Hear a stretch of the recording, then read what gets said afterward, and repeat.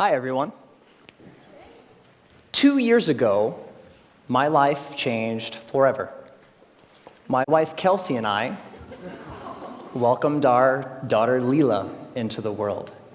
Now, becoming a parent is an amazing, amazing experience. Your whole world changes overnight, and all of your priorities change immediately, so fast that it makes it really difficult to process sometimes. Now, you also have to learn a tremendous amount about being a parent, like, for example, how to dress your child. This was new to me. This is an actual outfit. I thought this was a good idea. And even Leela knows that it's not a good idea. So there was so much to learn and so much craziness all at once. And to add to the craziness, Kelsey and I both work from home. We're entrepreneurs. We run our own businesses. So Kelsey develops courses online for yoga teachers. I'm an author. And so I'm working from home. Kelsey's working from home. We have an infant, and we're trying to make sure that everything gets done that needs done. And life is really, really, really busy. And a couple weeks into this amazing experience, when the sleep deprivation really kicked in, like around week 8, I had this thought, and it was the same thought that parents across the ages, internationally, everybody has had this thought, which is, I am never going to have free time ever again. And somebody said it's true. Yeah, it's not exactly true, but it feels really, really true in that moment. And this was really disconcerting to me, because one of the things that I enjoy more than anything else is learning new things. Getting curious about something and diving in and fiddling around and learning through trial and error and eventually becoming pretty good at something. And without this free time, I didn't know how I was ever going to do that ever again. And so I'm a big geek. I want to keep learning things. I want to keep growing.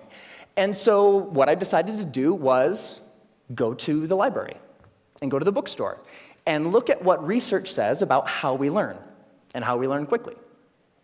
And I read a bunch of books, I read a bunch of websites, and trying to answer this question: how long does it take to acquire a new skill? You know what I found? 10,000 hours. Anybody ever heard this? 10,000. It takes 10,000 hours. If you want to learn something new, if you want to be good at it, it's going to take 10,000 hours to get there. And I read this in book after book and website after website, and my mental experience of reading all of this stuff was like, no! I don't have time. I don't have 10,000 hours. I am never going to be able to learn anything new ever again. But that's not true. So 10,000 hours, just to give you a rough order of magnitude, 10,000 hours is a full-time job for 5 years. That's a long time. And we've all had the experience of learning something new, and it didn't take us anywhere close to that amount of time, right? So what's up? There's something kind of funky going on here. What the research says and what we expect and have experiences, they don't match up. And what I found, here's the wrinkle. The 10,000-hour rule came out of studies of expert-level performance. There was a professor at Florida State University. His name is K. Anders Ericsson. He's the originator of the 10,000-hour rule. And where that came from is he studied professional athletes, world-class musicians, chess grandmasters, all of these ultra-competitive folks in ultra-high-performing fields, and he tried to figure out how long does it take to get to the top of those kinds of fields. And what he found is the more deliberate practice, the more time that those individuals spent practicing the elements of whatever it is that they do, the more time you spend, the better you get. And the folks at the tippy top of their fields put in around 10,000 hours of practice.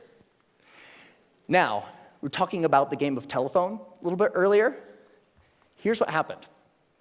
An author by the name of Malcolm Gladwell wrote a book in 2007 called Outliers, the Story of Success.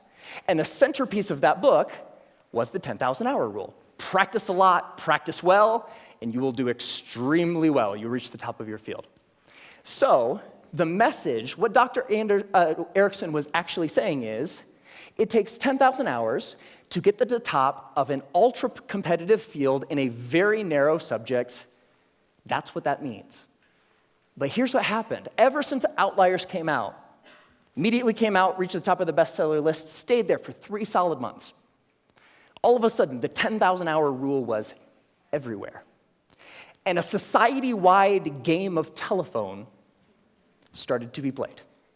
So this message, it takes 10,000 hours to reach the top of an ultra-competitive field, became, it takes 10,000 hours to become an expert at something. Which became, it takes 10,000 hours to become good at something. Which became, it takes 10,000 hours to learn something.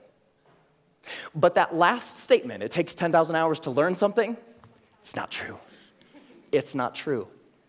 So, what the research actually says, if I spent a lot of time here at the CSU library in the cognitive psychology stacks, because I'm a geek. And when you actually look at the studies of skill acquisition, you see over and over and over a graph like this.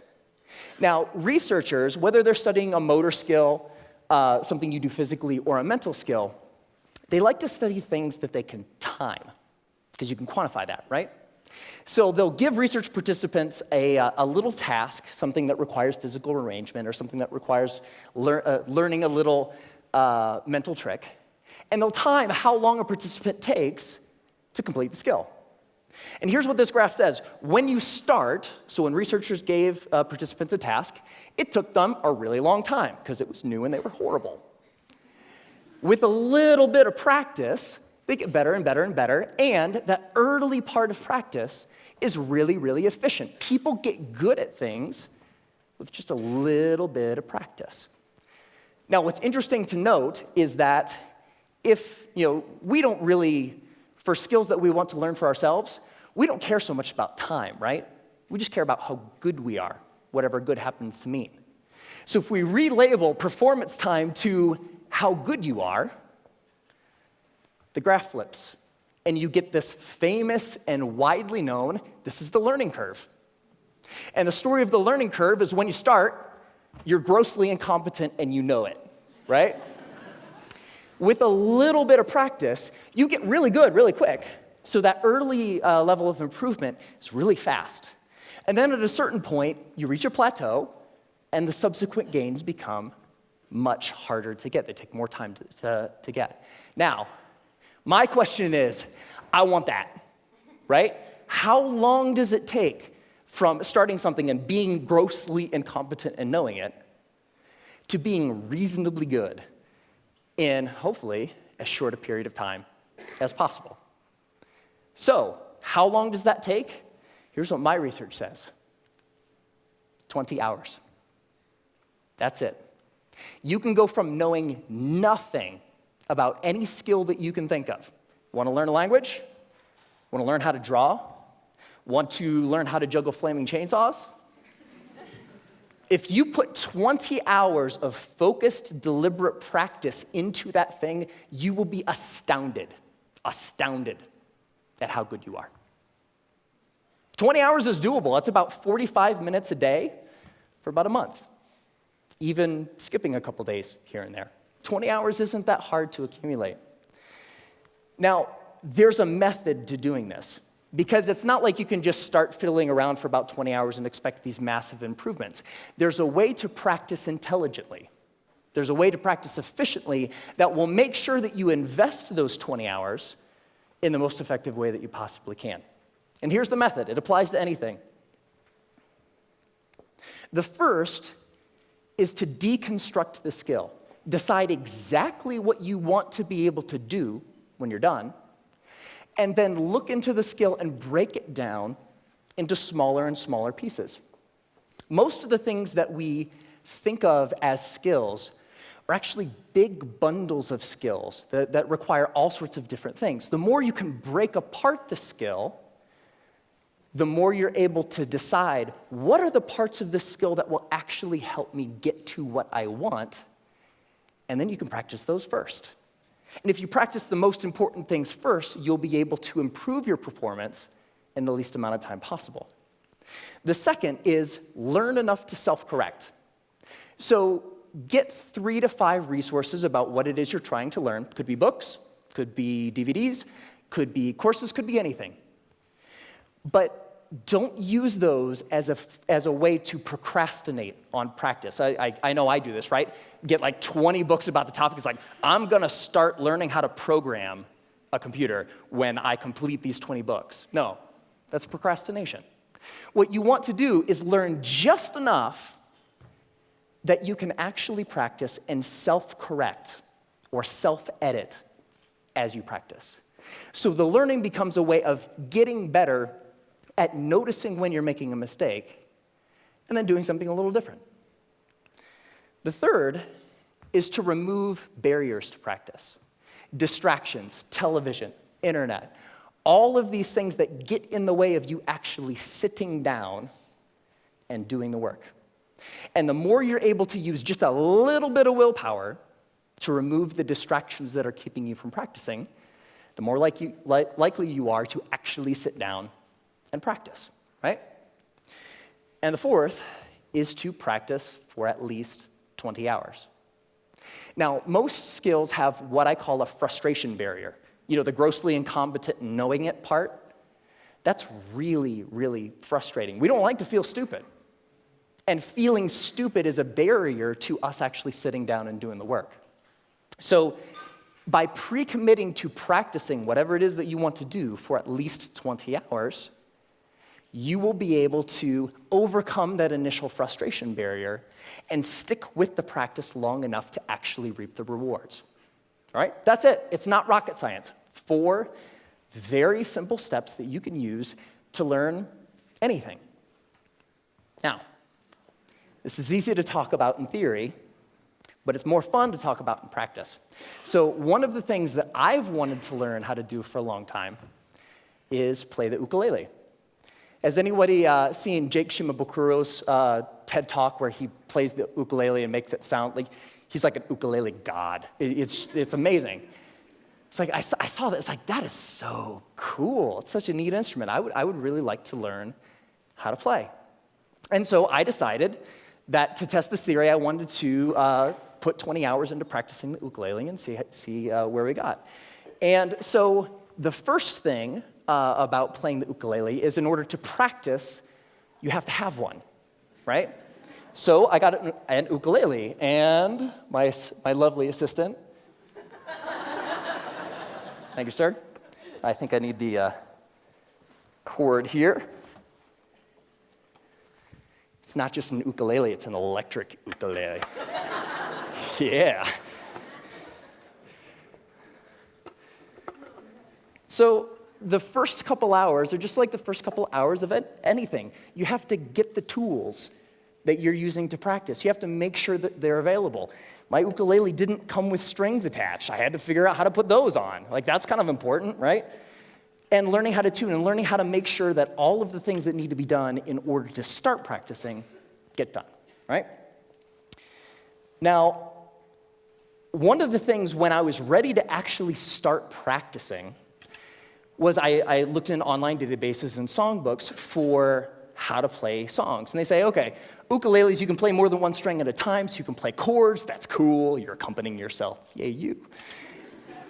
And when I started looking at songs, I had an ukulele chord book that had like hundreds of chords. I was like looking at this thing, like, whoa, that's intimidating.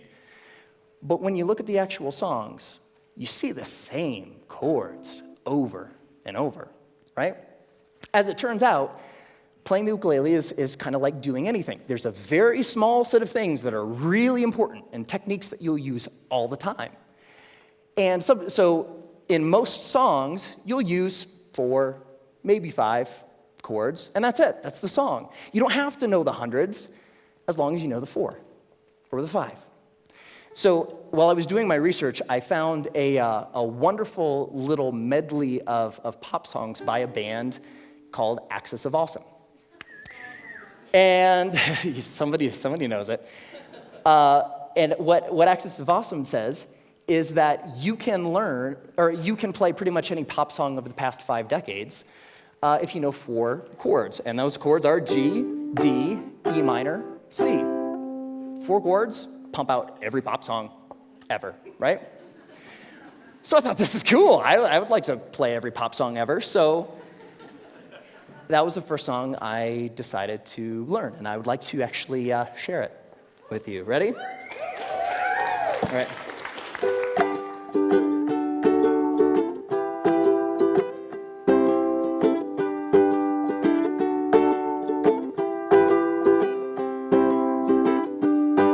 Just a small town girl living in a lonely world. She took the midnight train going anywhere. I heard that you settled down, that you found a girl, that you're married now. Every night in my dreams I see you, I feel you. That is how I know we'll go on.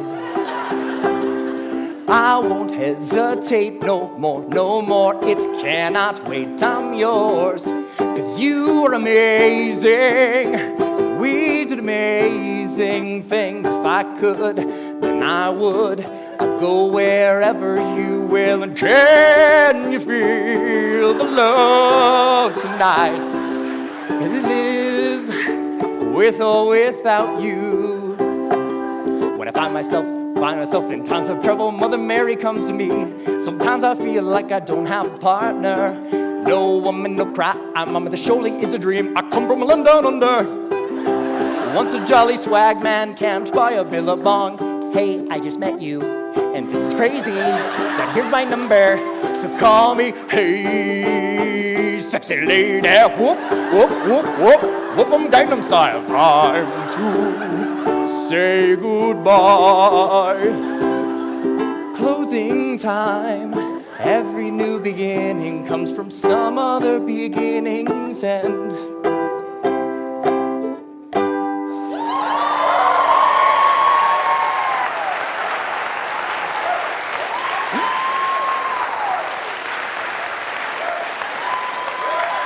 Thank you. Thank you. I love that song. And I have a secret to share with you. So by playing that song for you, I just hit my 20th hour of practicing the ukulele. Thank you.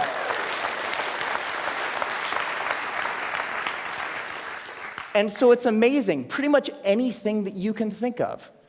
What do you want to do? The major barrier to learning something new is not intellectual. It's not the process of you learning a bunch of little tips or tricks or things. The major barrier is emotional.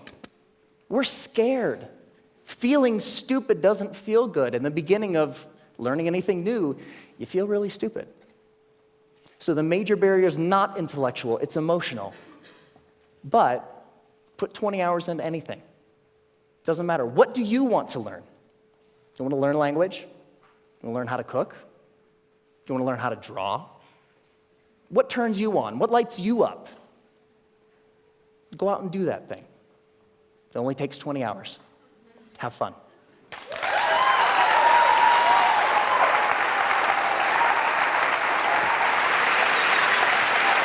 Great job.